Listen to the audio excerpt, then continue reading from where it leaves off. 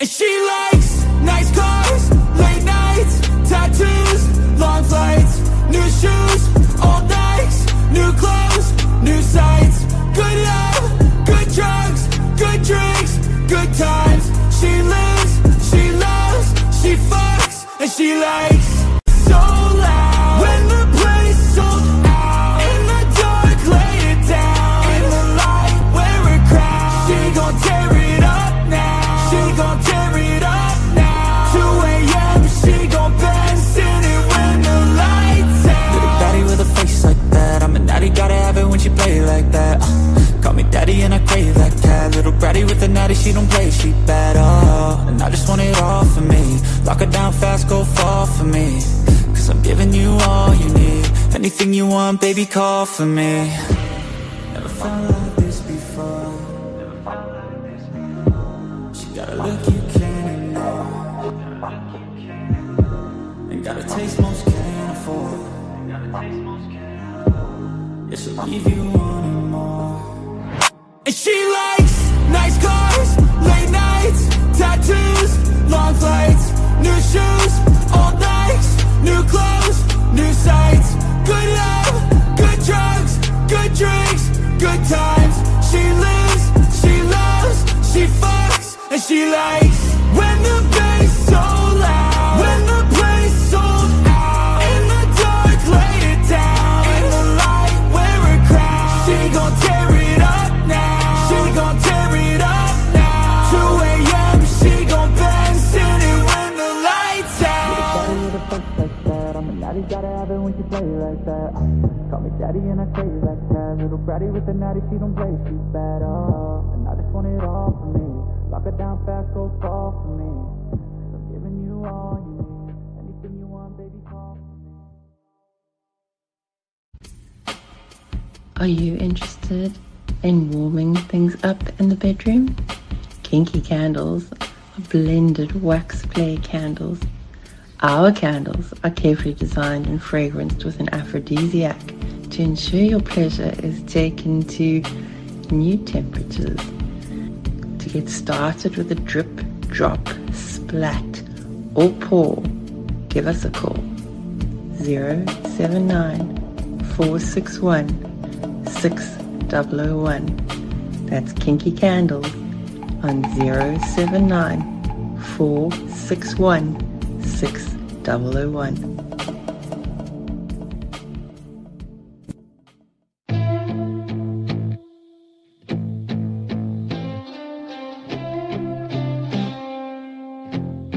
She's got a little crazy in her, sharp eyes with the mind of a sinner. All those dark thoughts, yeah, still a beginner. But you can tell that she's got a little demon in her. Cause she can make a man obsessed, she can make a man confess, she can make a man cut checks. Cause she looks better when she's undressed. Just a couple secret sinners. Yeah, she's just what he eats for dinner. She's easy to love, oh, and easy to hate. She tastes like a drug and she feels just the same. Bitter to the tongue, but a thrill for your brain. A little bit crazy, but it's worth all the pain. She's a dark little artist with ink in her veins. She's been through the hardest but prospered from pain. She appears to be heartless, surrounded by flames. But through all the darkness, a lover is changed. She's nerdy and sweet, but she's dirty underneath. If those flirty eyes could speak, lustful thoughts would release. Cause she hates that she loves so hard, like a disease. It's left her with all these scars no one can see but me. It's a beautiful thing. You'd never quite know what she thinks, but if you're lucky, she just might let you see what hides behind nightmares and dreams. She's easy to love, oh,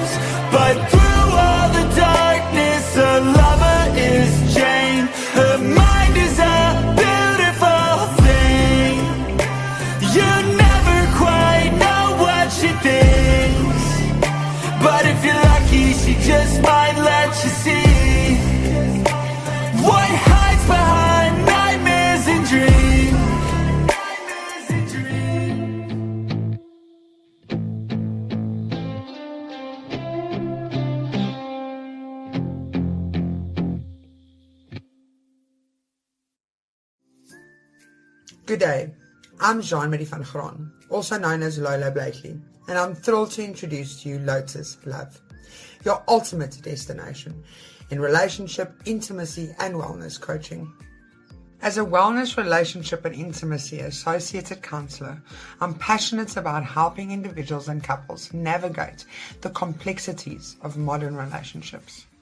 Through personalized coaching sessions, I empower my clients to embrace love, intimacy, and connections in all its forms.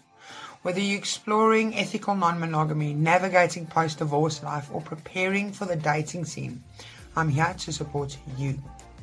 My coaching approach is holistic, compassionate, and tailored to your unique needs and goals. Together, we'll uncover your strengths, address the challenges, and create a path towards a more fulfilling and meaningful life. Ready to embark on a journey of self-discovery and transformation? Book a consultation with me today and let Lotus Love be your guide to fulfillment in relationship and life. Your path to a happier, healthier, more fulfilling life and relationship can start with me here today. We can fight our desires. But when we start making fires, we get ever so hot.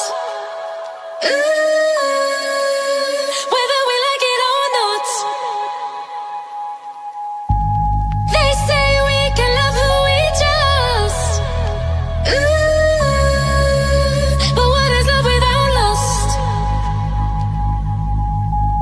Two hearts with accurate devotions.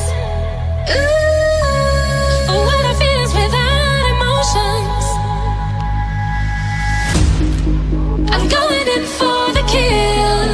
I'm doing it for a thrill. Oh, I'm hoping you will understand. And now let go of my hand. And now let go of my hand. And now let go of my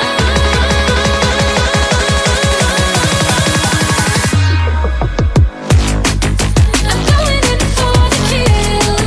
I'm doing it for a thrill. Oh, I'm hoping you will understand. And now let go of my hand. I'm going in for the kill. I'm doing it for a thrill.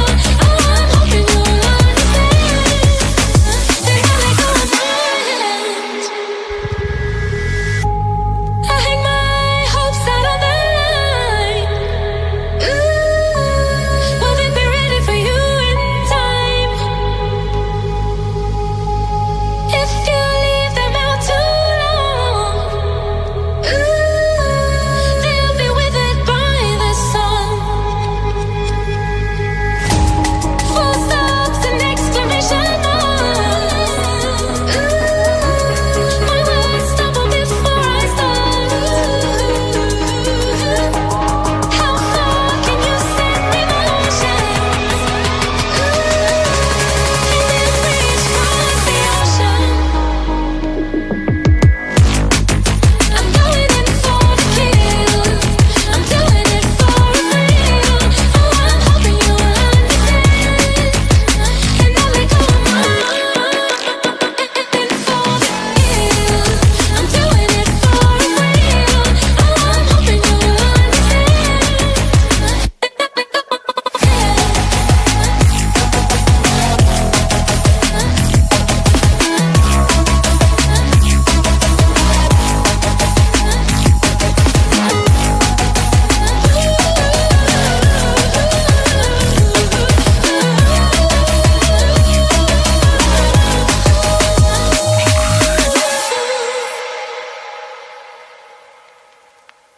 How old were you when you realized you were kinky?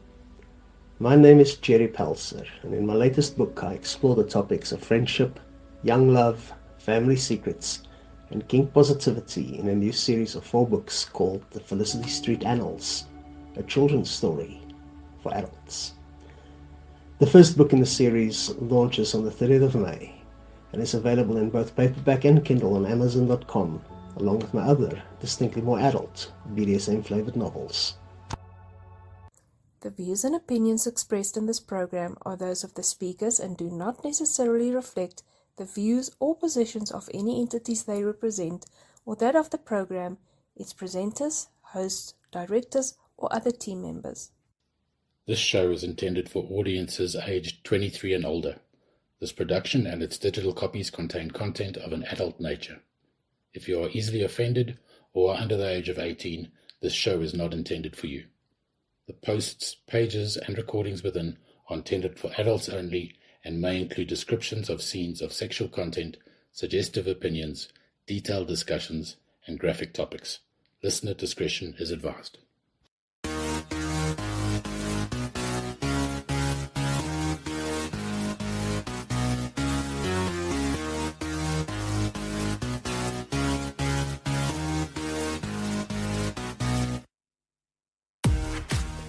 Come cuff up and get comfortable while we unclothe the magic of fantasy and desire.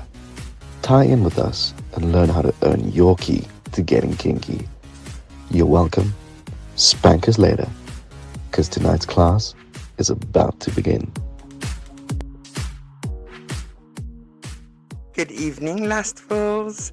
Welcome to the 6th episode in Season 2 of Kinky Classes, your favourite nighttime talk focused on teaching everyday couples how to incorporate kink to their intimate relationships.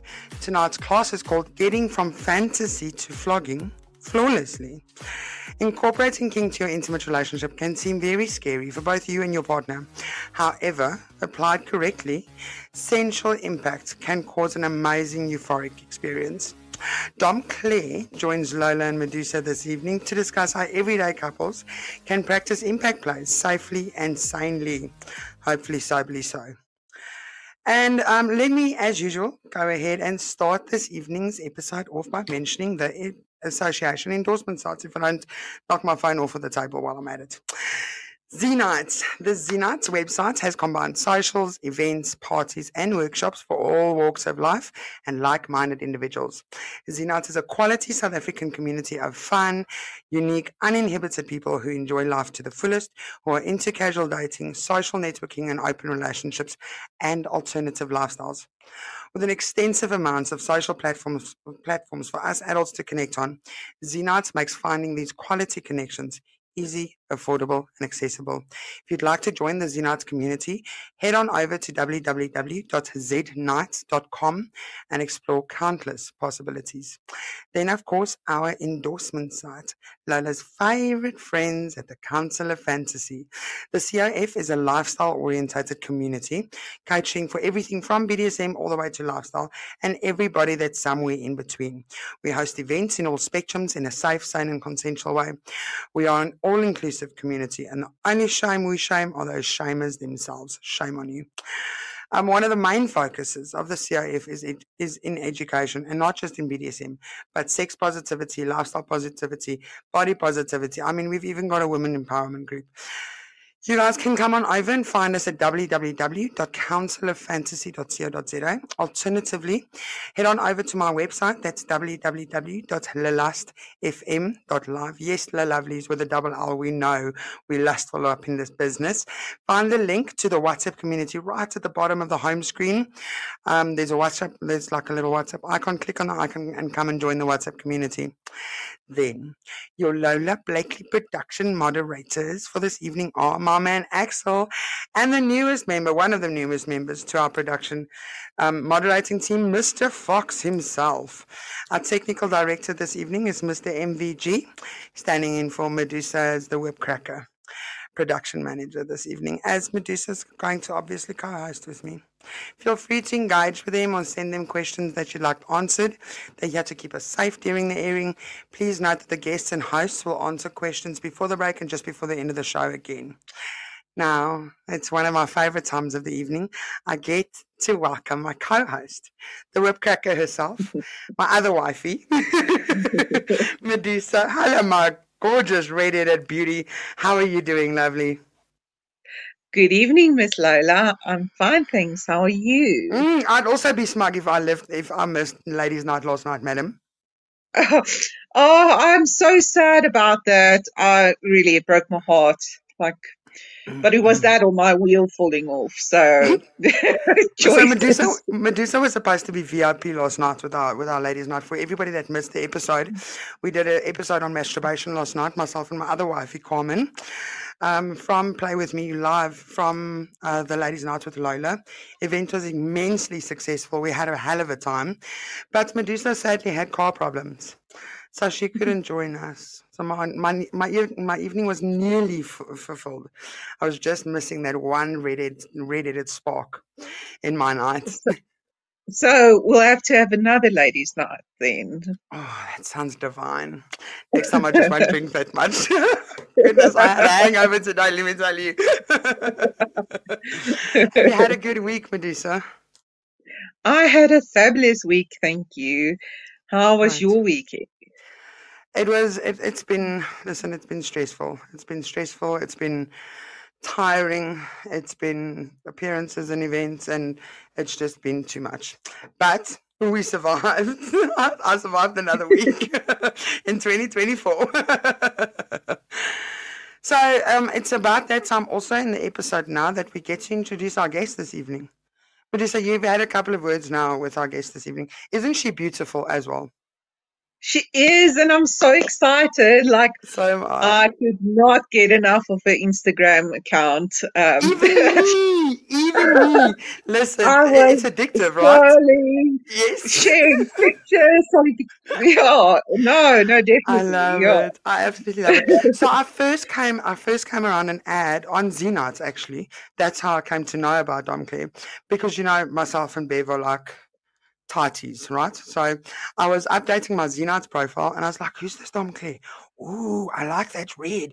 Ooh, I like that black. Because she's got this like outfit on, right? It looks like a leather outfit. I was like, ooh, this bitch is hot. We gotta get some of that.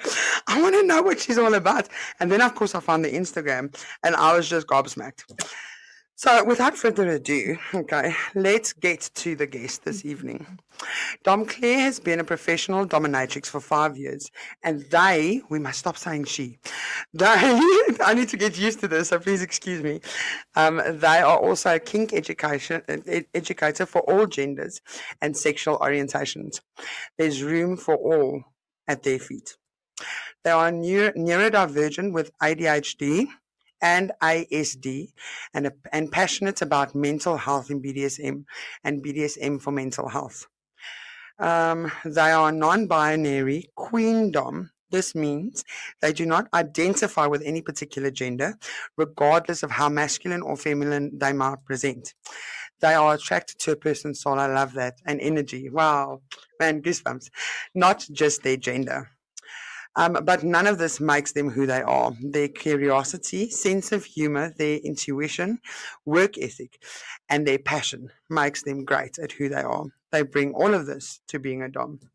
Domme Claire, thank you so much for joining us this evening. It's absolutely fabulous. I'm starstruck.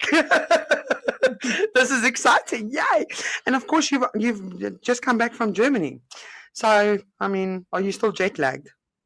No, there's actually no jet lag because they're on the same time zone as us. Oh, brilliant. I wouldn't know. I've It's never traveled perfect. abroad.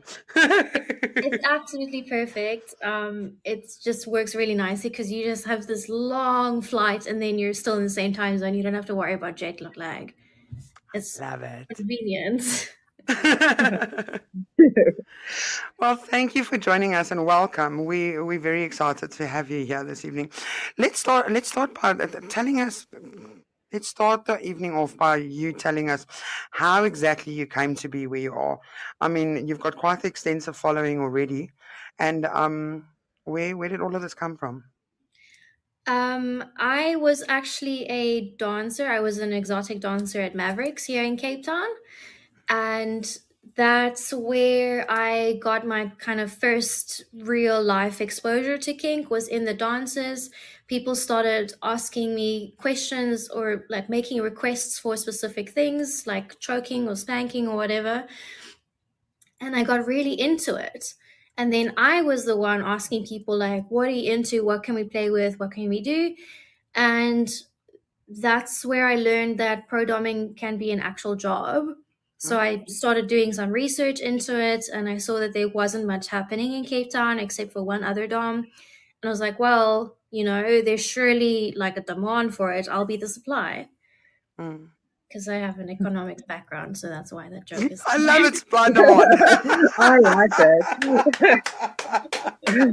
That is absolutely brilliant. Lucy and James. So we've got two different spectrums of the table this evening, right? Because we've got a dom and we've got a sub. So Medusa, you were telling us a little bit about your background just before we went on air, right? When you were introducing yourself to Domme Claire. But we haven't discussed that with our listeners. Our listeners don't know why you actually able to speak as a co-host on Kinky Classes. So let's hear about that. Sorry, Chris, this is a closed panel discussion this evening, so we're not taking callers just yet, but hang around. We might take a couple of callers a little bit later on. Sorry, Medusa, back to you. Yes, so my background, I joined my BDSM journey as a slave, and I was trained as a slave.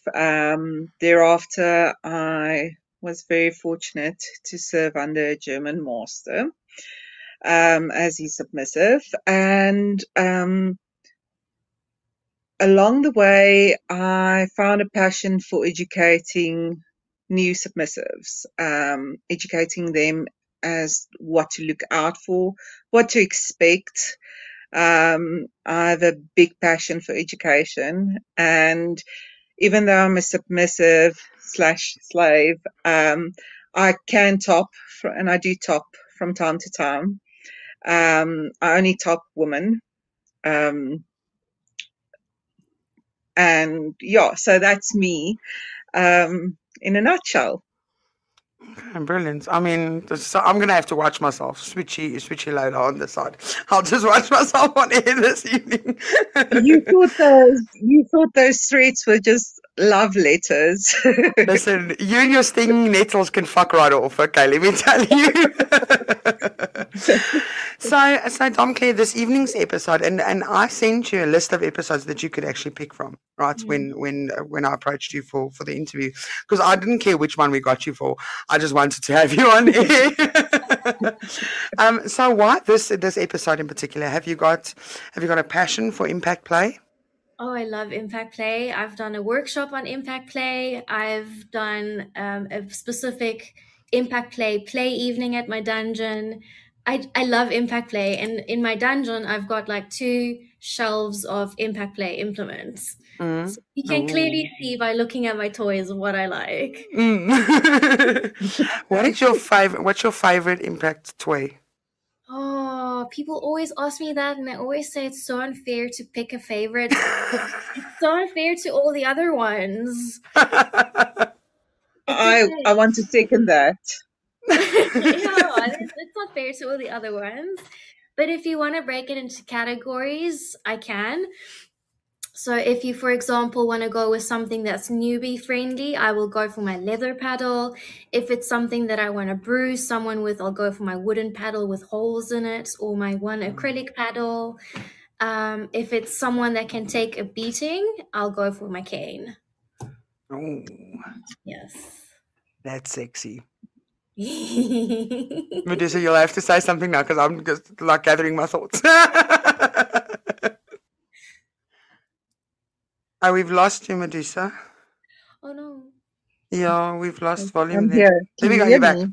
Back, yes. Okay, so my favorite impact implement is called a bushkash, and it comes from Afghanistan, and it's used in their national sport.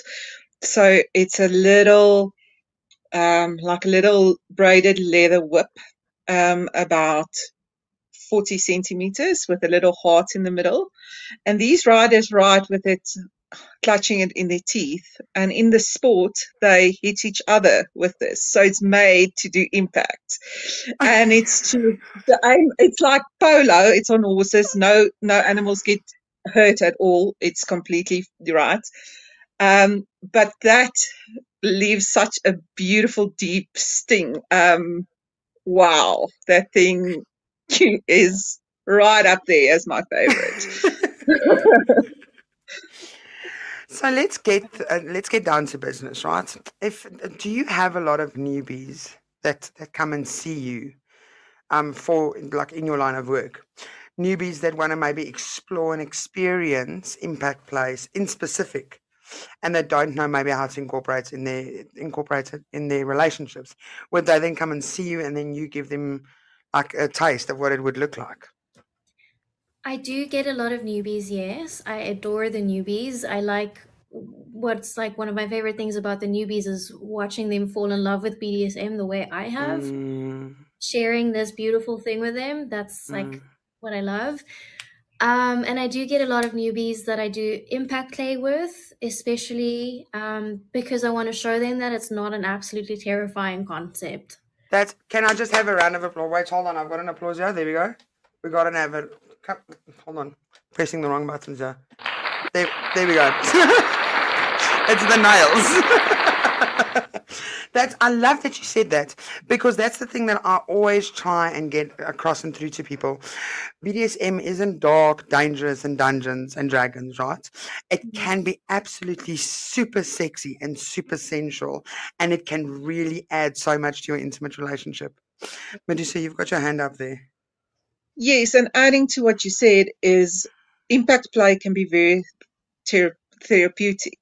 You know, it's quite a journey to experience impact play. Everybody just thinks it's about getting hit with a paddle or, a cane, but it's an emotional journey, and it can be quite freeing as well.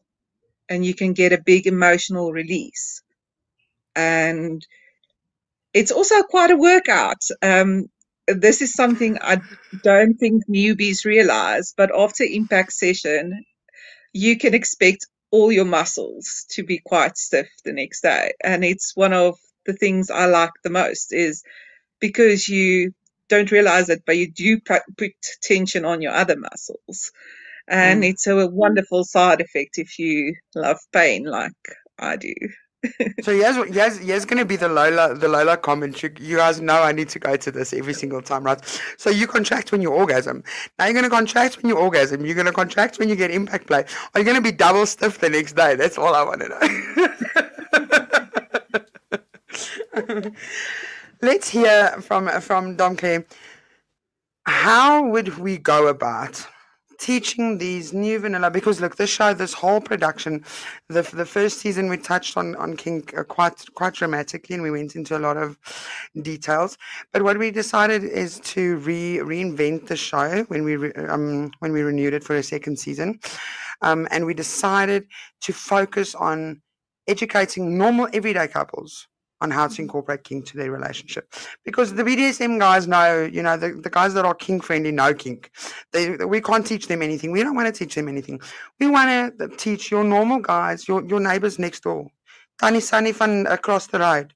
We want to teach these people how they can enhance their intimate relationships and experience a new level of euphoria and ecstasy in their normal everyday relationships by adding something as simple as impact play or as kink to their relationship. So how do we go about incorporating or starting the journey?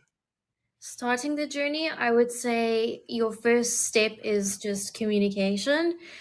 I think an open dialogue with your partner is very important. So everything in BDSM, starts with communication, talking about stuff, vetting, and all that. It starts with communication. And I would suggest here that you start the conversation in a non-pressuring or casual setting, and that you use I statements to express your desires, such as, I've been curious about spanking and I would love to explore it with you. Ooh, like that. Yeah, it just starts as a curious conversation, and this is something I've been wondering about. Let's try it out. It's a non-threatening way to start the conversation. And then part of your communication should then also be discussing your boundaries, what is okay and what isn't okay. And this can help just both people understand each other's boundaries and limits, and comfort zones. And then the third thing about the communication that I would suggest is setting a goal or expectation. So, what is it that you hope to get out of this? Do you want to go into subspace? Do you just want to try it out? Do you want to have some sexual excitement? Do you just want a disciplinary session? Like, what is it that you want to get out of this? Because that sets the tone for the scene. That's how I would suggest we I start. love that. So let's start with conversations, right? Let's start with communication, because this is something, and Medusa would know because she listens to every single episode in all 3 shows. Communication, communication, communication. I love that it came up again because you cannot say the word enough. Okay, so let's start with conversations. And something our previous co-host, my lovely Red, used to advocate so strongly for is she used to say there's not 2 S's in safe, sane, and consensual. It should be 3 S's. So it's safe, sane, sober, and consensual. That's what we want people to remember, because practicing kink, we don't kink and drink, right? So let's start with conversations, and I want to start with this for a specific reason, because I've had a lot of couples that come to see me, and they've got an issue with, they had a conversation when we were drunk about doing this. I can't remember what he said. I can't remember agreeing to that. Here's the thing. We're not going to have a conversation about incorporating kink in our relationship, about you beating me while we've been drinking. La. Let me tell you, we're drawing the line right there, nah? Because here's the thing: you're not going to be giving proper consent over, even in your negotiation. So having those discussions, let's talk about that. How important is it to have sober conversations and sober play sessions? Because we need to set up our play agreement, right? What is this night going to look like for us discovering kink for the first time? Yeah, that's absolutely important. I agree with you. I'm also quite strict for that reason about drinking at my events, because we have to be sober when we kink. Medusa, what's your opinions on this? Yes, and there's so many facets that you have to think about when alcohol is involved. Firstly, it brings blood to the skin, so you will experience impact play. Your pain tolerance will be lower. That's opposite to what people think. Also, your reaction time is not as quick, so you might not realize you are hurting beyond your limit in time. Also, if the top is under the influence, it can lead to serious injuries. Spanking on the butt can be dangerous if you hit too high. We've got organs, you've got the spine. There's really, really serious reasons why we advocate not to drink and kink. More than just and there's nothing worse I can think of that can happen to a couple thinking they're going to do this kink exploration, and then the next morning waking up and realizing you've actually hurt your partner. That because and dom drop is a real thing. So especially during impact plays. So you're already going to be struggling with new feelings of the dom drop, which I think we should get into as well. Yes. But now you're going to sit with serious consequences of alcohol impacting your decision making. Yeah. And I don't just want to talk about the fact that we're playing while we're under the influence. I want to talk about actually having these discussions, negotiating the play setup. This is even before we get to impact, before you even have an implement in your hand. You are discussing this with your partner. How are you even going to remember your partner's safe word?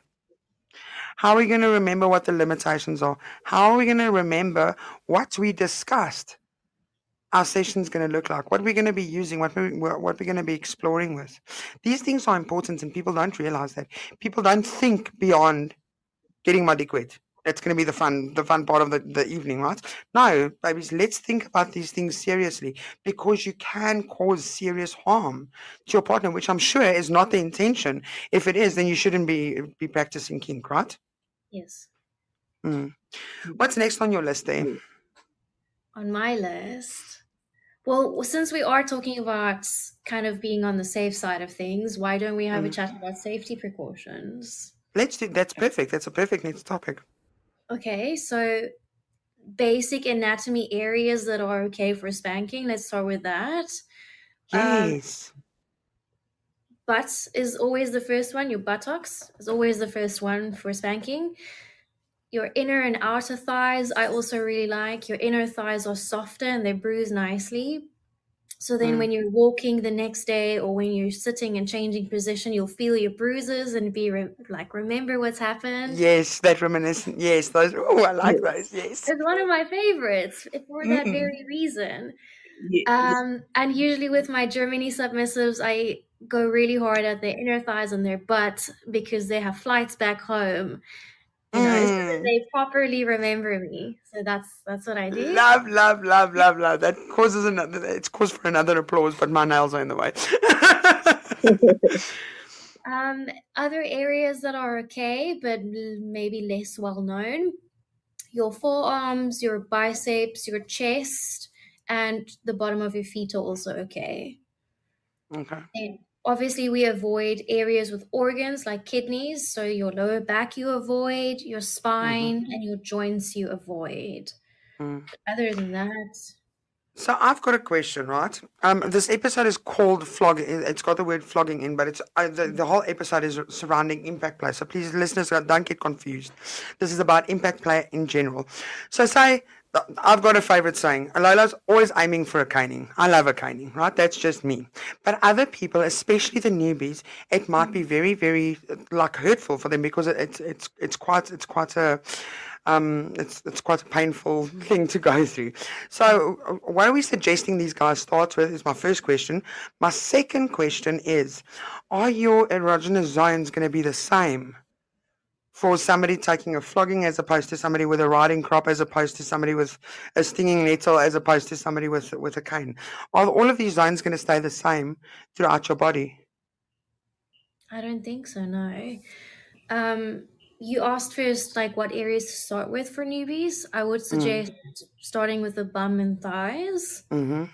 Those are your safe, bigger areas, so it's easier to more aim meaty. at. Yeah, and it's easy to aim. Depending on what you're using as well, your erogenous zones will change. Like your flogging, you can do more on more areas of the body because it tends to be a softer thing. Yes. And the sensation of the flogger is also a bit more sensual.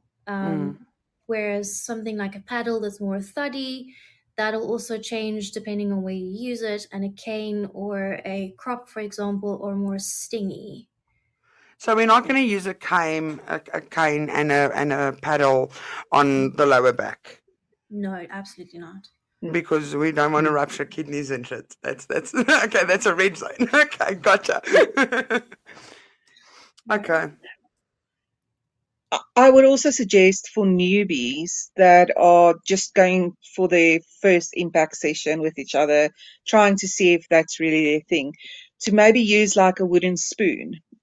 Everybody has it in the kitchen. Before you go out and buy all these toys, first see if it's something you like. BDSM, there's so many kinks. Get a flogger, maybe feel a flogger, feel a wooden spoon. See if you like. It's very important to see if you like a thuddy feeling, like a paddle, or if you like a stinging feeling.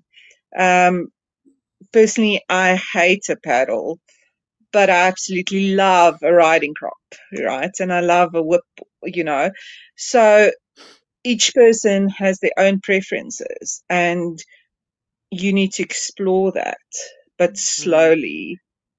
What I do if I have a new bottom that I play with, I would pack out all my impact implements and we would go through it. I would explain what they all are, and I would ask them, which ones do you want to feel?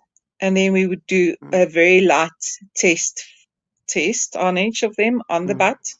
And then they can tell me, okay, do they want a medium, to work up to medium on these impacts, and then go hard, just to test it. Do not go full out on the first. We have the saying, don't send somebody to the moon on the first strike, Or the ER for that matter. Yeah, but it needs to be enjoyable, and you also need to learn what your partner's pain threshold is. Mm, mm. How difficult is that for you, Dom Claire? Especially being in your profession. I mean, you get different calibers of people, I'm sure, coming through, right? How difficult is it for somebody like you to see a new client? Say your day's filled with new clients. You've now got 5 in repetition, straight after one another. Going from this kind of impact and this kind of level of pain threshold to the next, is that something you can quickly adapt to? Because I'm thinking that could be quite daunting. I've gotten used to it. So it used to be very intimidating for me. Mm, But now I've gotten pretty good at starting to read people. So each person is different, and even a newbie person can have an insane pain threshold. So I just start softer. I will gradually increase my intensity, and I do mm, regular check-ins with them. I'll ask them, "Is your bum feeling green or orange?" Because I use the traffic light system mm-hmm. for Yeah, that's safety. great. Mm, So I check in with them, and I ask them as well, on a scale of 1 to 10, how sore is it for you? And mm, then I ask them, do you want me to push it from a 3 to a 5, for example, or do you want to keep it mm, at a 3? Or that's how I do mm. it. And then based on that information, I adjust the session. I just sure. I mean, I'm kind of intrigued. I got it. One day in my life when I got experience like a pro dom session. I'm just gonna have to. What's next on your list that you want to be teaching us this evening? Well, we were Okay. talking about household items that you can use for Mm-hmm. spanking, and I've got a little list here of things that if people don't want to invest yet. I I love love that. that. Yes. Yay. And I've always had this like fantasy, right? And we spoke about it last week, didn't we, Medusa? Like to grab me in the kitchen, baby, bend me over and use that wooden spoon. Go for it. This is exciting. Let's hear what you've got there. Well, the wooden spoon is our first one. The wooden spoon is great, but beware, the wooden spoon can bite hard and can bruise. So if you Okay. don't want bruises, don't use the wooden spoon. Rather use your spatula. Spatula. That's a cool one. I love, and also that's going to leave nice marks too, hey? Yeah, it If might you're leave into some marking. lines. Yes, I love I it. like that idea. I think in my next life, I'm swapping out the wooden spoon for spatula. Look at that. Teaching and teaching alike. I love it. Okay, good. We can also use a hairbrush. A hairbrush Mm, can work nicely for some sensation play if you like trace it over the skin, and it works great for impact play as well. mm. Great. Yeah. Obviously a belt. A belt Mm, works very nicely, but a belt can also bite quite hard. You can mm, use a ruler. mm, You can use maybe a ping pong paddle if you have one of those. You can use a mm. slipper or a plucky. Oh, yes, a flip flop. Yes, I love it. Flip flop. So you can use a This is flip-flop. And then great. also like a rolled up newspaper or magazine for something that's a bit softer. Love, love, love, love, love that. I want to add one thing to that. Yeah. So I don't know these people that have blinds in your house, but those blinds that you like turn closed and they've got those yes, baby, if you want a good cane, just grab one of those. Anouk. Those things work wonders. That's great. Listen, lustful listeners. We need to be heading into a short commercial break, but we will be back in the next couple of minutes. Give us about 10, just so that we can refill our water glasses, because, baby, we don't kink and drink. We know this. We'll be back in about 10 minutes, and then we're going to explore a little bit more about how do we incorporate impact play so that it doesn't feel like abuse. This is what we want to be teaching you guys this evening. It's going to be a great episode. We are joined by Domme Claire this evening. Domme Claire's been a professional dominatrix for 5 years, and they are also a kink educator for all genders and sexual orientations. There's room at their feet for everyone. Enter a realm where power and elegance intertwine. Meet Domme Claire, a masterful dominatrix dedicated to creating unforgettable experiences tailored to your deepest fantasies. With years of experience and deep understanding of BDSM dynamics, Domme Claire offers a unique and personalized experience that caters to your deepest desires and fantasies. Every session is a journey. It's about trust, exploration, and pushing boundaries in a safe and consensual environment. From essential domination to intense discipline, Domme Claire's sessions are crafted to ensure memorable and transformative experiences.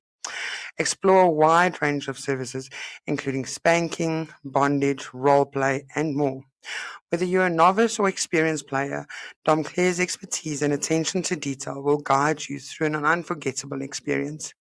Your fantasies are unique, and Domme Claire is here to bring them to life with respect, creativity, and a touch of elegance. Visit dommeclaire.com to learn about their offerings, read testimonials, and schedule your personalized session today. Indulge in the experience of dominance and submission. Discover Domme Claire, where your deepest desires meet reality.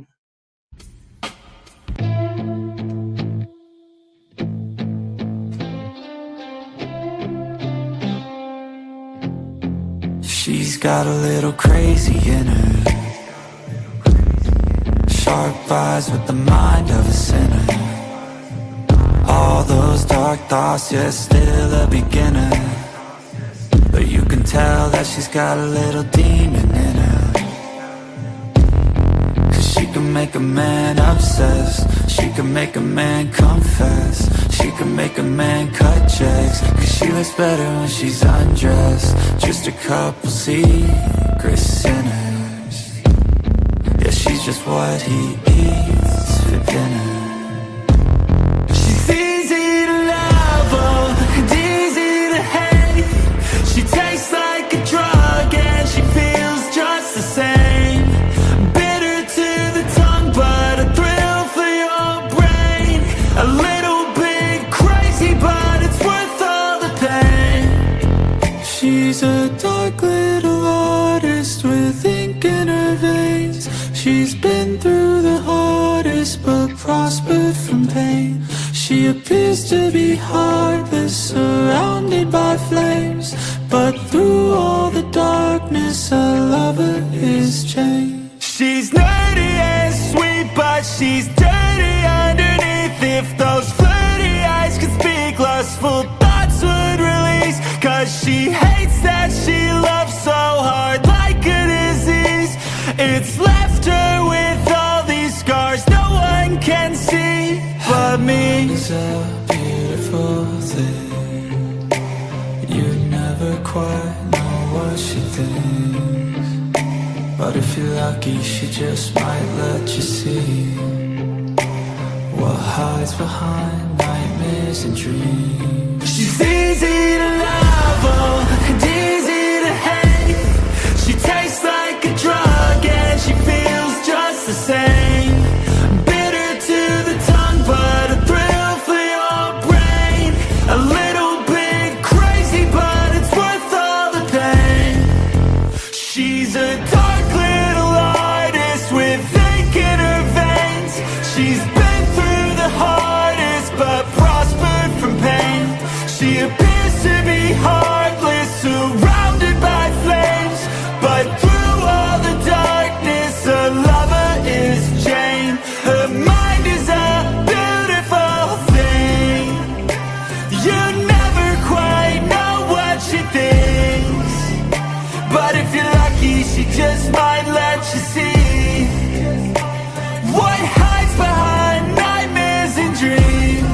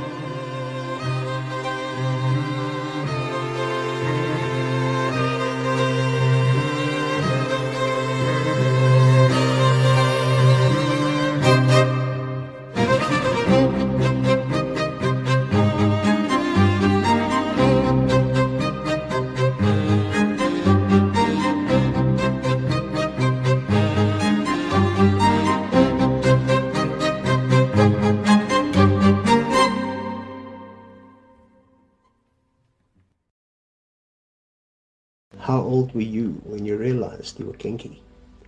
My name is Jerry Pelser, and in my latest book I explore the topics of friendship, young love, family secrets, and kink positivity in a new series of 4 books called The Felicity Street Annals, a children's story for adults. The first book in the series launches on the 30th of May and is available in both paperback and Kindle on Amazon.com, along with my other, distinctly more adult, BDSM-flavored novels.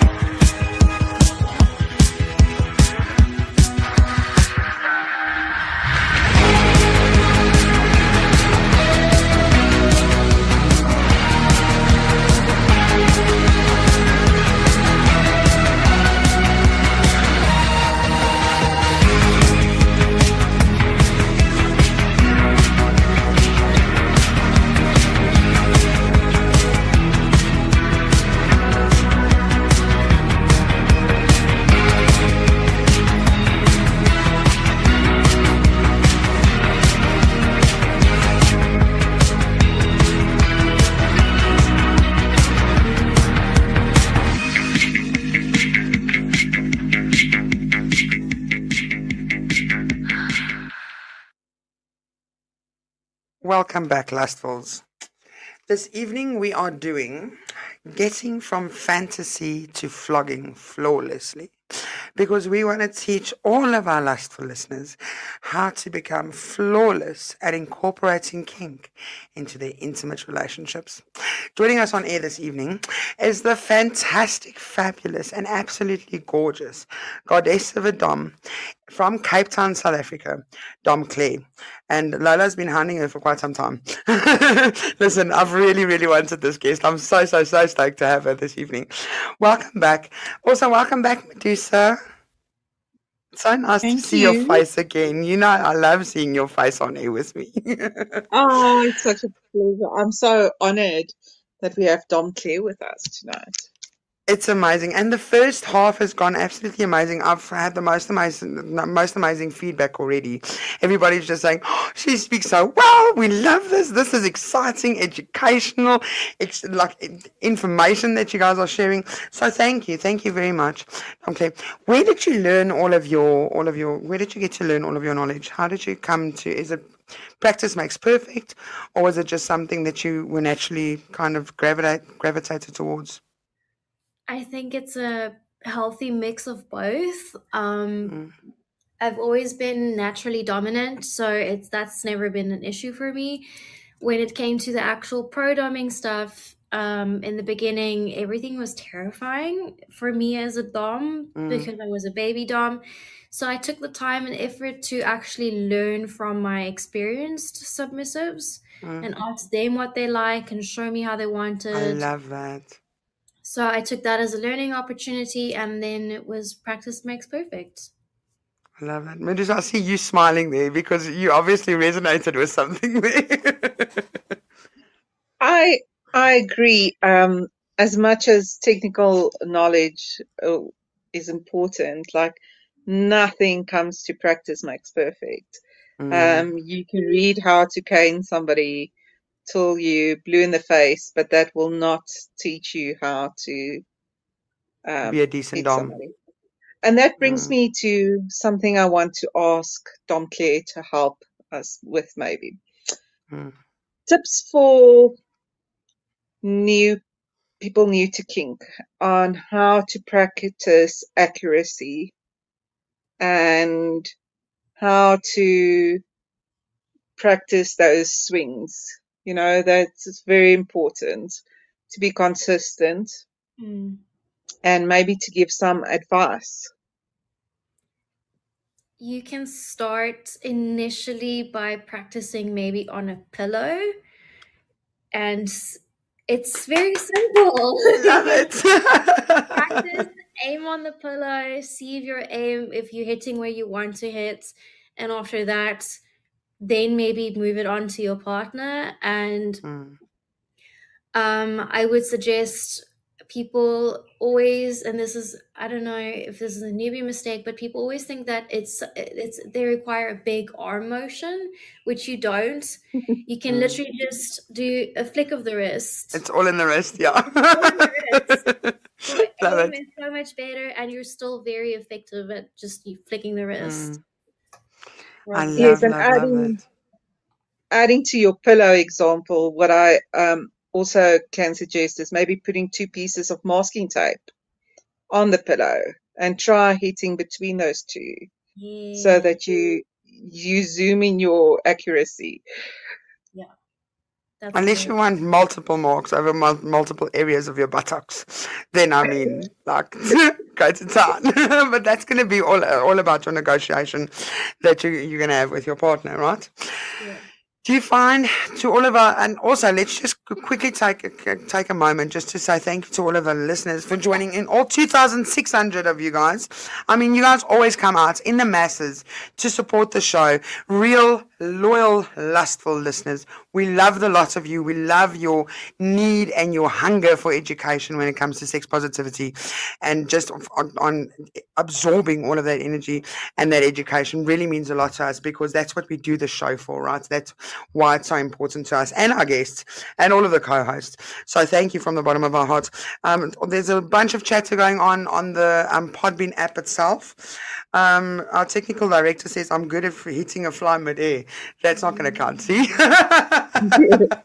that's not going to count. Let's talk about possible scenarios where maybe our partners are going to feel a certain kind of way when we discuss maybe being interested in kink. Mhm. So say for instance, me and my partner, we completely vanilla, never tried anything but missionary. Okay, doggy styles are kind of a push for us. Okay, so now I'm going to my partner and I'm going, listen, honey, listen, I want to kind of have a beating on my buttocks. What are we going to do about it? That's the first thing that I want us to bring up. Secondly, are we going to beat our partner for doing something wrong in the beginning, or are we only going to keep it to? Or there's a word we use in the COF. What is it? A furnishment instead of a punishment. So those are my furnishments instead of a punishment. So A let's talk punishment. about a punishment. There we go. A punishment. That's it. Not a furnishment. Let's talk about those two things quickly. Do you want to start? So I'll go first if you. So regarding feelings, I think it's really important that you, especially if you're approaching your partner, tell them why you want this impact. Express that you want it, right? And reassure them before, during, and after the play that this is what you wanted. Because they are going to act in a way that is against the normal society's rules. And how they were they possibly might be, brought up. yes, exactly. They're going through something that was maybe ingrained in them throughout their life. We told, do not hit somebody. And now your partner, who you love and care for, is asking you to spank them. That is really, really important. I also want to add to that of the feelings. Well, we've mentioned a bit of dom drop before. Like, what if the dominant partner then tries it and then they like it, but then they feel weird about liking it?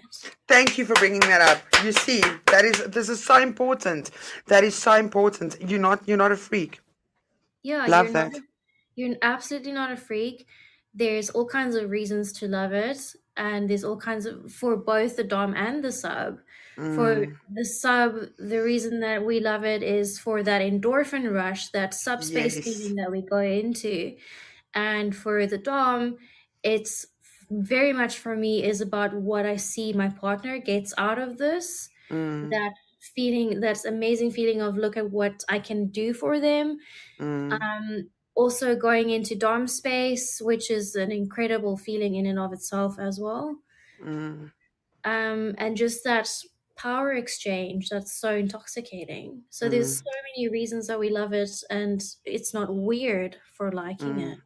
For me, when it comes from a dom's perspective, but like I mentioned, like our sweet shots, from a dom's perspective, what I love about it's the fact that your partner is putting that amount of trust. Yes. That for me is the beauty of it. This is your partner, and I want to explain this to the listeners very, very vividly. Your partner trusts you so much that they're coming to you and asking you, requesting this beautiful thing to explore together. That is the ultimate form of trust, right? I love you so much that I want you to beat my bum, and I'm okay with it. Like, this is not abuse. But we got to also be mindful and remember it's got to be consensual. If it's not consensual, then it's abuse. Medusa? And I think, especially in this country where we had corporal punishment on schools, Yes. your partner might have a different association with impact. And due to their history and their previous experiences, might not be as open to it. Impact play can also be healing. I personally hated the belt for a very specific reason. And it was through a BDSM dynamic that was built on trust and open communication that I was able to play with the belt again. And it has since remained one of my favorite impact toys. Mm. I love that. That's beautiful. Thank you for sharing. Okay, the next thing. When our vanilla listeners, right, come like want to start trying out incorporating kink and impact, are we going to necessarily come home and be like, oh, I was a naughty girl today, I deserve a punishment, as opposed to, I don't like the way you just spoke to me, I think you deserve a punishment? Where does this actually become sexy and sensual and something that's going to be arousing, as opposed to, I feel offended and fuck you back, I'm not bending? Let's talk about these power dynamic shifts and what that does to a person. Do you mean like when it's impulsive or spontaneous versus like Yes. pre-planned? Yes, exactly, yes. Ooh, I think that can come with practice Yes, I think so too, and yeah. being more comfortable with the idea of it. At first, I would suggest having a designated time play session, and I then love that. as you get more comfortable with your partner's boundaries and you get more comfortable with the idea of spanking, then it can become a more playful, spontaneous thing. I think I think that's so important. Sorry, Medusa, I think that's so important because you got to learn those. You got to learn what it does to your partner before you just take over and be like, oh well, Ben bitch kind of vibes. Yes. Medusa, what did you want to add there? Again, it comes down to what was negotiated. Like, I don't like the way you talk to me. You're getting a punishment right now. Can be a big turn on for somebody. For other people, you can be like, no way, that's not for me. It all depends on your partner. Some people don't like, we're going to do, at this moment, we're going to do 10 spanks or whatever. They like the more impulsive. Like, for example, your primal players like that not knowing part that, but you need to build up. You need to build up because you need to know that you're not going to trigger your partner. Yes. Your partner always needs to feel safe. And that's from the bottom side and the top side. The top must feel safe enough to be able to do impact on you. Love that. Love. I learned something. Thank you. Domme Claire, what else do you have on your list? I love guests that come prepared. It's the autism. I love that. I love that because it makes it easy. Sometimes I find myself in an interview and I'm like, shit, what I want to ask next. I didn't need to think of questions. You've got everything planned out. I love that. It makes it so easy. What's next on your list? Well, how do we start the spanking? So I would suggest that we start with a warm-up spanking. So you start with light, gentle spanks, and you can warm up the skin and muscles with that. It increases the blood flow as well. And it kind of prepares the body for what's about to come. And then you can vary the intensity when you play. So you start slow, baby steps, and then vary the intensity and gradually build it up. You're not going to fall in there and give it like a number 10 right from the intro because more than likely the bottom's going to turn around and say, excuse me, can we not? It's done now. Okay. That's the thing. And your partner's going to want to tap out. If you go too hard, too fast, they're going to want to tap out. And you don't want your partner to say red to you 5 minutes in. You rather want to extend the play and be more sensual with it. Yes.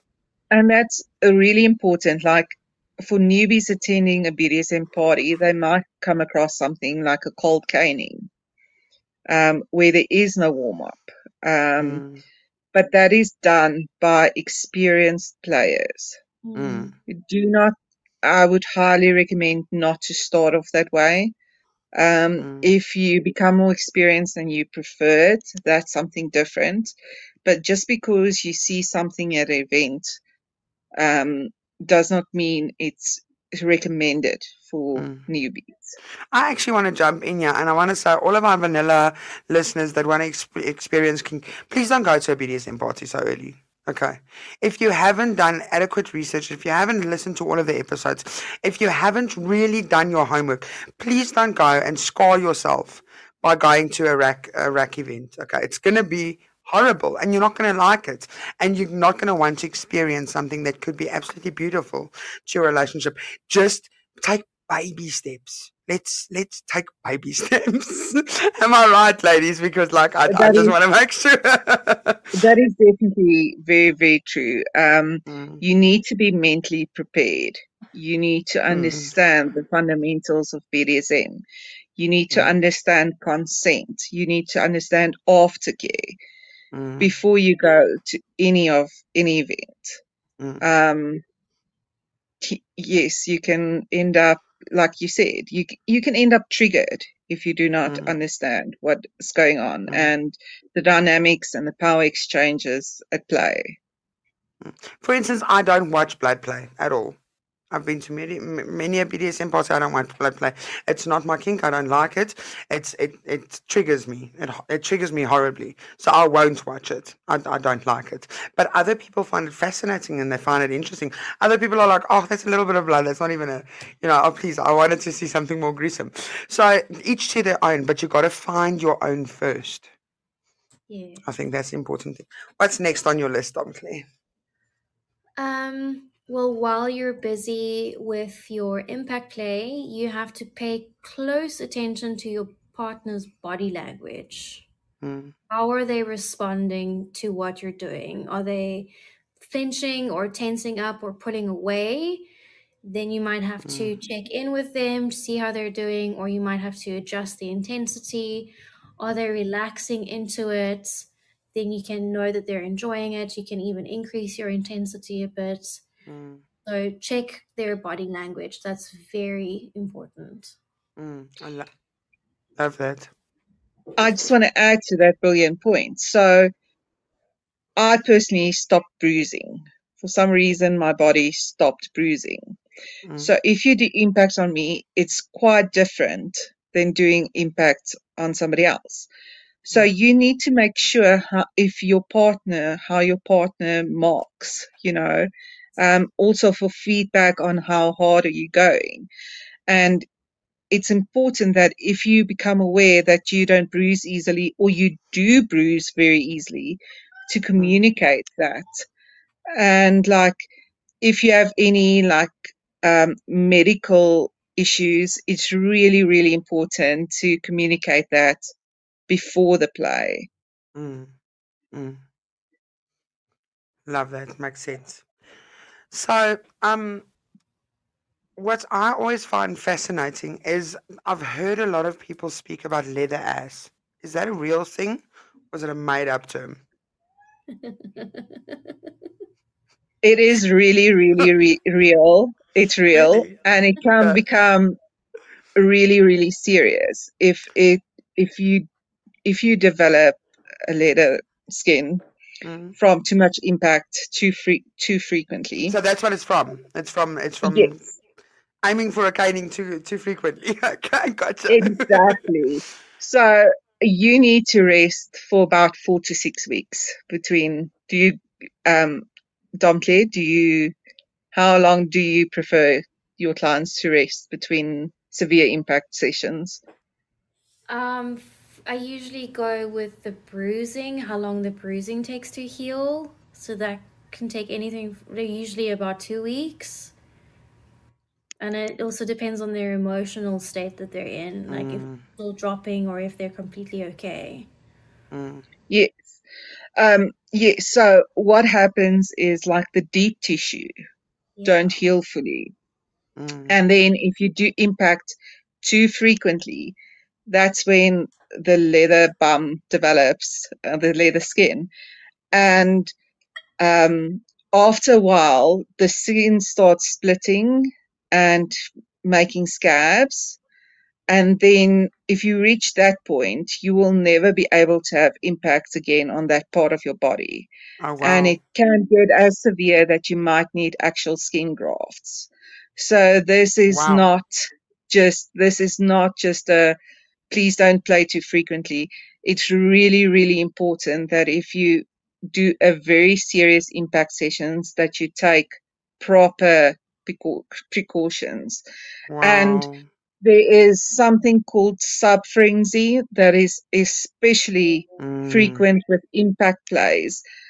mm. You get addicted to the endorphins and the I subspace, absolutely, I can vouch for that because I've been there. That shit is intense, right? and that's exactly why I was warned about the leather ass, because after a while I just wasn't bruising anymore, and that's what I was after, right? Is those caning marks, because it's like trophy stripes, right? It's like earning your stripes.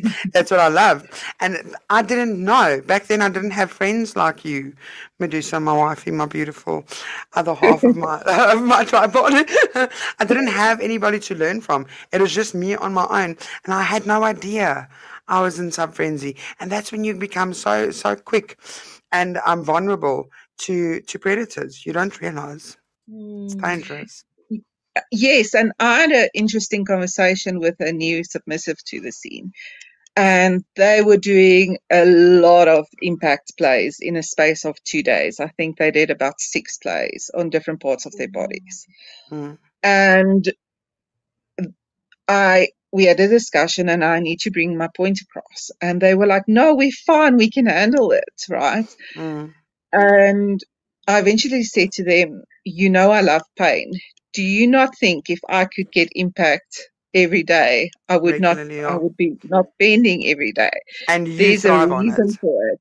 Mm, And even when I stopped bruising, my first thought was, did I go too frequently? Is this leather butt? But it turns out my mm, whole body stopped bruising. So sure. no, it's not that. But you know, and I think it's something that, especially if you're not exposed to people with BDSM experience, is Mm, really, really crucial as a newbie. mm, Um, because you have your partner at home, the wooden spoon, the spatula's right there in the kitchen, you know. mm. Um, but do not get tempted into playing too Too frequently. frequently. Gotcha. What's next on your list there, Dom Claire? A tip that I have is to combine impact play with sensory play. Ooh, I love the sound of that. This is Yeah, right up my alley. I Yes. love So what would that entail? sensory play can be things like sensory deprivation, so blindfolds or gags or Mm, earplugs, and things to tickle the senses with. So you can use temperature play or fur floggers. You can use ice or wax, just to have different sensory experiences while you're busy with your impact play. So you alternate it and you give the body time to reset in between, and you partner to relax in between the strokes. ooh, I I think that like can be that. very sexy. Mm, Also, adding to your tips, orgasms after impact, arousal. Actually, there's been studies to say that people handle more pain if that association is built. Yes. So ending impact play with an orgasm will in time help that person build up their pain threshold, Yes. And do you ooh, know why that is? because the part in the brain where the pain and pleasure, pain in arousal and pleasure part in the brain is very interlinked, Yes. and it comes from the same nerves, endings. Yeah. And whether you experience pain or pleasure, your body releases endorphins. So it's just you're flushing yourself or your partner with endorphins. So it's the positive association will just form over time with that. That's also I love doing pain and pleasure sessions as well. I I love the like sound of that. that. This is right up the newbies alley, because this is going to teach you that it's not all Dungeons and Dragons and dark and dangerous, right? This is Yes. something really, really sexy, and it can really, really enhance and create those like exciting moments. I love that one. That one calls for, hold on, an applause. That's fantastic. That one needs an applause. Love this. Okay. I know eventually we're going to get to aftercare, and I want to make sure that we do get to it. How many points have you got left so that I can just more or less check the time? Oh, I've got lots of points, but that's okay. Okay. We've got I'm rather over-prepared than under-prepared. we've got about 10 Well, minutes left. Let's talk about your most important ones and then finish with aftercare. I'd say take it slow, and with each stroke, give your partner proper time to process what just happened, rather than just go, go, go, go, I go. like that. That's important, I think. So something that I want to ask now that you're talking about the stroking, right? Is it advisable? I'm going to go 50 shades here, okay? Is it advisable to have your partner count impacts or discuss ahead of time how many lashes they're going to be getting? So personally for me, from a sub's point of view, right, I do not like counting for the very reason because it breaks my subspace. Oh. If I have to count, my pain threshold is severely reduced because subspace also makes you feel a lot less pain, and you go on this very euphoric natural state because of all the endorphins. And when you have to focus you on counting, you can't let go. So typically counting is usually used for like something like a punishment, if that was agreed. But personally, I prefer not to count. Okay. I agree with that. Okay. What's next on your list, Domme Claire? Well, we've got safe words. That's also important. Using the traffic light system and the scale of 1 to 10 to check in on how your partner's doing. And then there's aftercare stuff. Okay, brilliant. Well, let's talk about aftercare now that we've finally reached this part of the show, because I don't think people realize, Medusa, we've lost you on camera, but you can come back I'll be right just by there. clicking. Perfect. So I don't think nearly enough people realize just how important aftercare is. And when we talk about aftercare, it's not just the physical. It's not just putting a lappy on the bikies that you've just like warm geklap nie. That's not what it's all about, right? It's all about making sure that your partner's psyche and their emotional state and their emotional well-being, as much as the physical well-being, is being taken care of. And there's different forms of aftercare. So I love speaking to people when they say to me, my aftercare routine was this, and with aftercare comes self-care as well. I mean, we know you can't even think of having a kink session if you haven't properly self-cared. So let's talk about aftercare, and let's start with the importance of it, if you wouldn't mind. Aftercare is very important for preventing sub drop and dom drop. Those horrible icky feelings that you can experience afterwards. We don't want that. So aftercare is to kind of mitigate that as much as possible. And it's important to reconnect with your partner and just come back down and reset properly with your partner. I love it. I want to add something to it. And for the vanillas listening, there's a lot of times where we have really kinky sex, where it doesn't even necessarily involve impact play. Okay, forget about BDSM completely, where we have really rough, almost primal kinky sex. That kind of sex, that kind of intimate moment sharing could also require aftercare. that could also require, especially if it was a really, really rough session, make sure you understand your partner's wants and needs and the importance of making sure your partner's okay after anything that could be traumatic for them.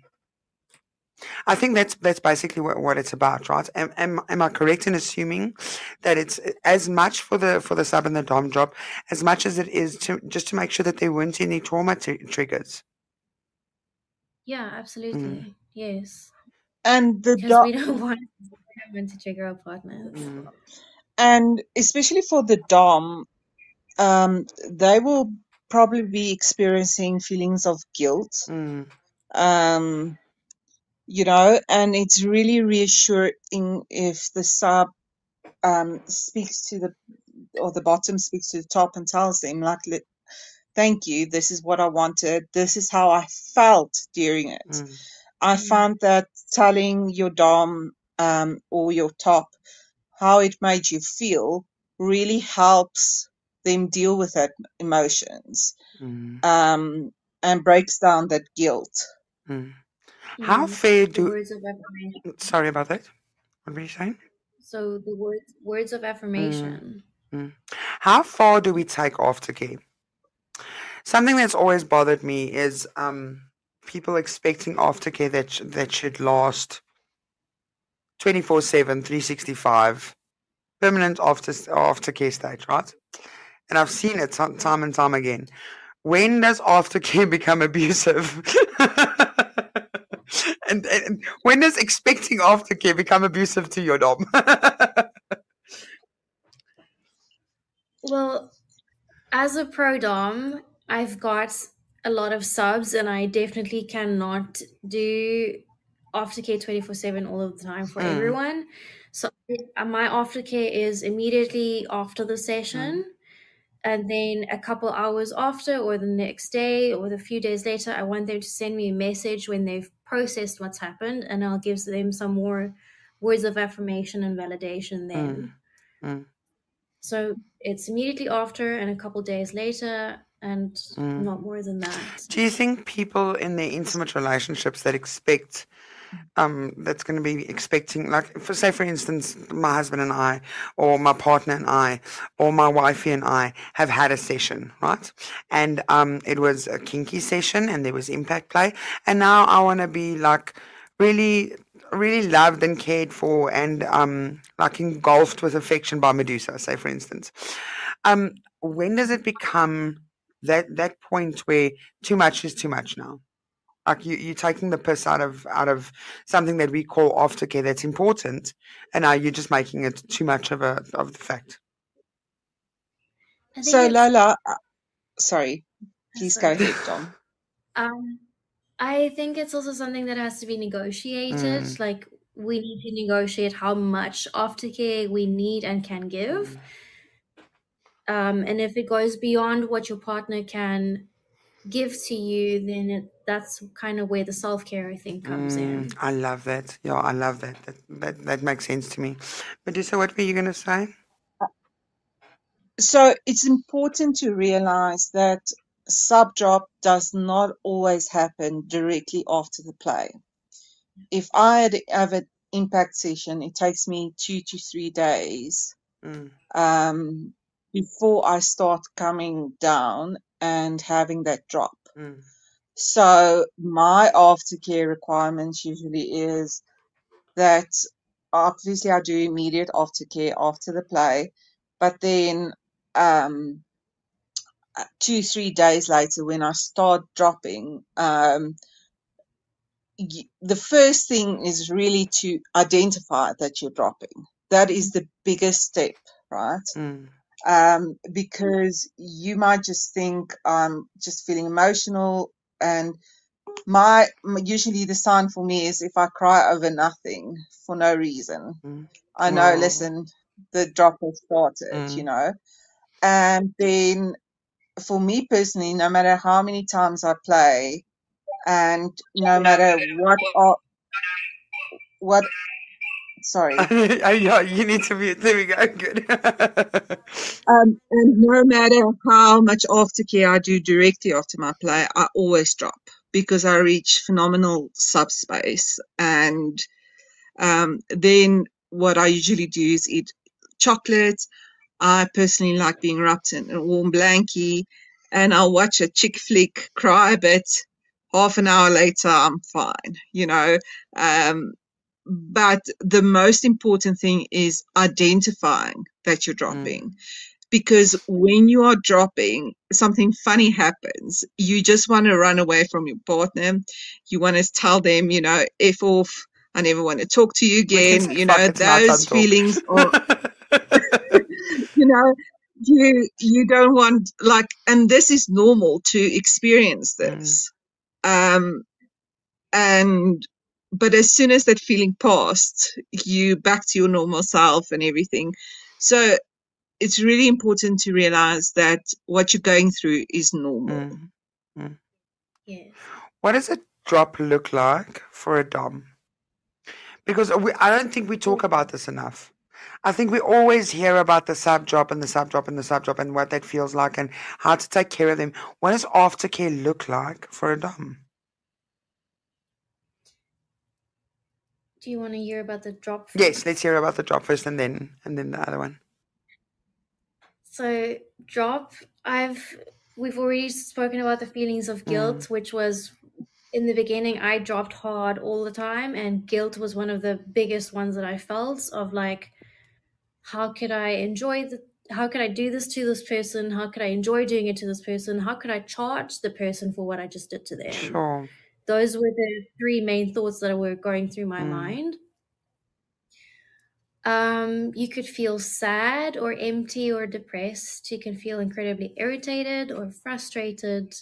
You can start feeling anxious or disconnected. Physically, you can feel tired or you can have muscle aches. That was after like hours of flogging that I've had muscle aches, so that was different. You can have changes in your appetite or your sleeping patterns, or you can have headaches. And then you can maybe have negative self-talk or self-doubt or overthinking as well. So those are all symptoms of dom drop. Sure, that's quite extensive, eh?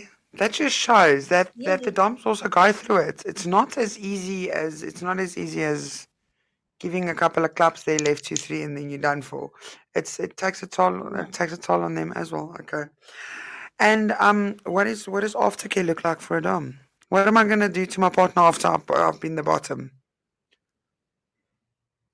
I usually base my aftercare on someone's love language. So I will ask as part of my vetting process, what does Wow, mind just blown. your love language?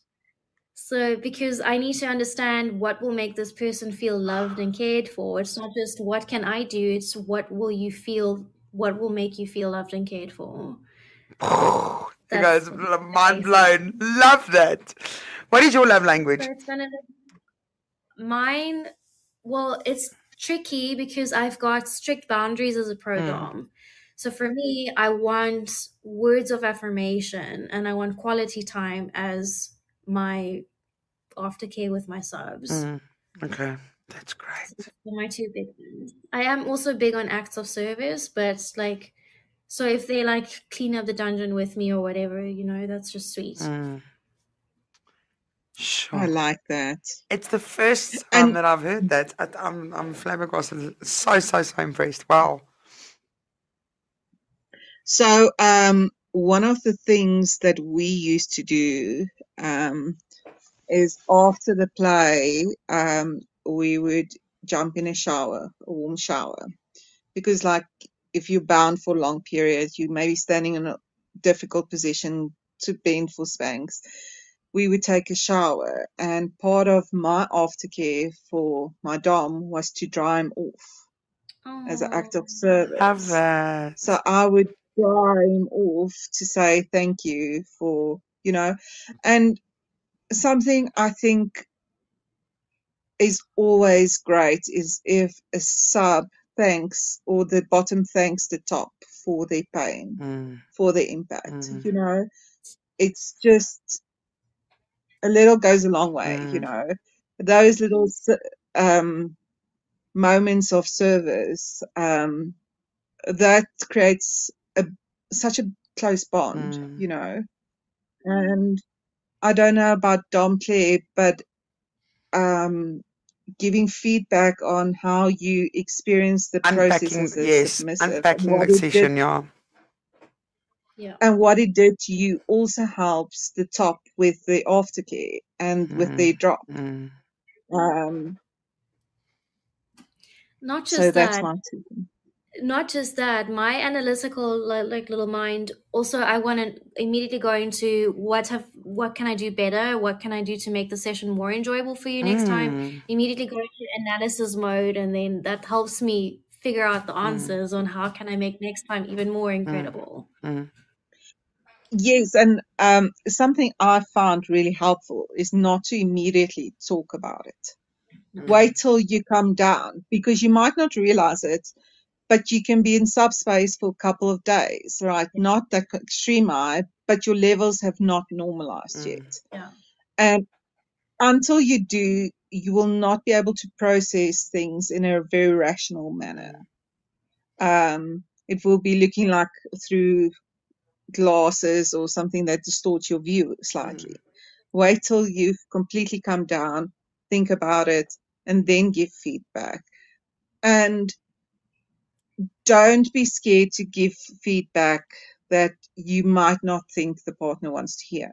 If there was something you didn't like, be honest, because that's how you improve. If you want something else done in a specific matter, you can always ask. Even as a submissive, you can ask. It's about how you ask. Yes. If you ask in a respectful manner, that opens up a nice conversation, you know.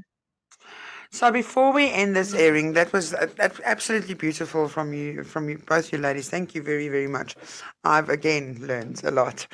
I want to quickly touch, because Black Dragons just posted on the group. He says self-care should be at the core of aftercare, and I cannot exclaim this loud enough. Like, I want to shout it from the rooftops. I want to shout it from the mountains. I want the world to know how important self-care is. You cannot pour. We all know this. You cannot pour from an empty cup, blah, blah, blah. You cannot love somebody if you cannot love yourself. What does your self-care look like? What does your partner's self-care look like? Do you know if your partner is even practicing self-care? Do you guys know if you guys have schedules for self-care?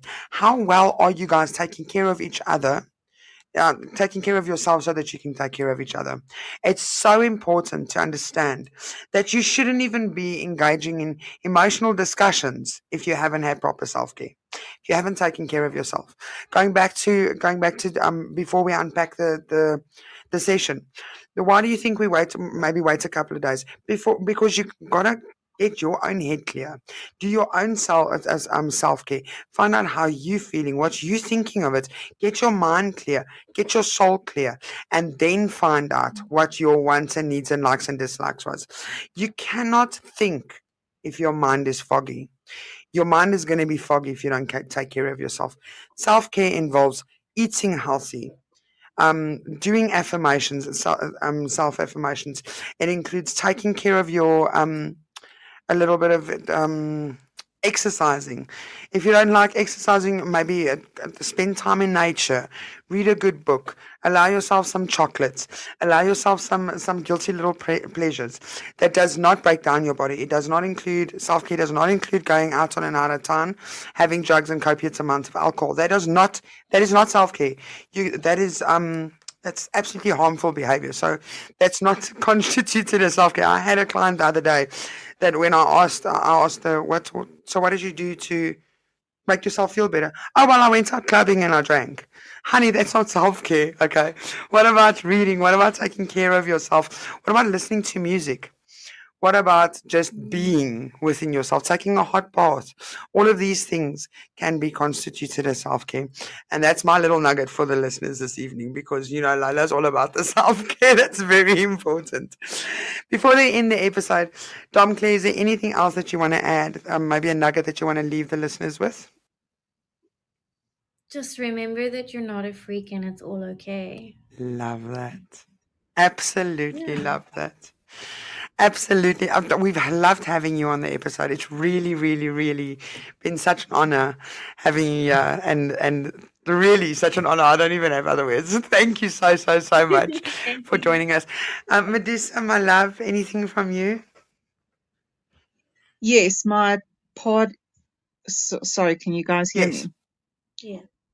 Okay. My parting words are: do not be afraid to say you've had enough. Use those Doing safe any words. time at any time. Use that safe word and enjoy it. Doesn't make you less of a person. That's it. Lustful Thank you. listeners, this evening you were listening to Getting from Fantasy to Flogging Flawlessly, and this was a flawless episode, let me just add. It was absolutely invaluable and educational, and nothing short of what we strive to bring to our lustful listeners on a weekly basis.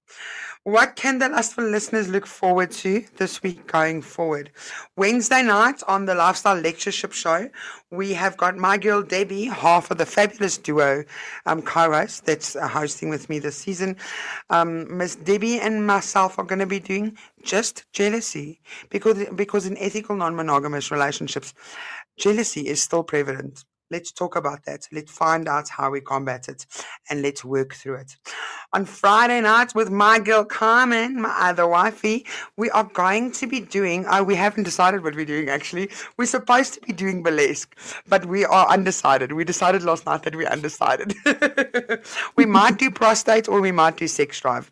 Any which one. Find out. Let's just, we're going to surprise the lustful listeners next week Friday. Then next week, Saturday, on Kinky Classes, we have got Mistress Salsa. So if you guys listened in last night, you might have heard her speak. Mistress Salsa is also a pro dominatrix from Johannesburg region, and we are going to be doing My Fetish Fantasy. What is the difference between a fetish and a kink? Tune in next week, Saturday, 9 p.m., same time, same place, and find out. Do you have a fantasy, or do you have a fetish, or do you just have a kink? Let's hear the difference.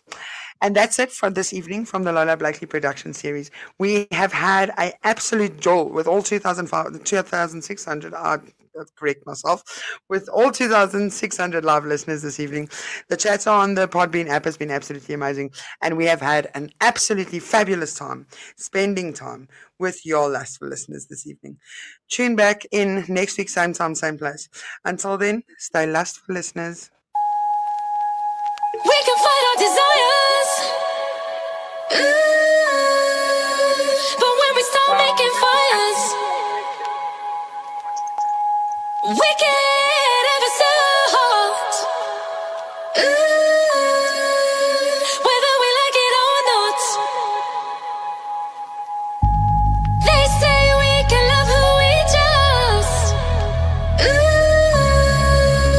But what is love without lust?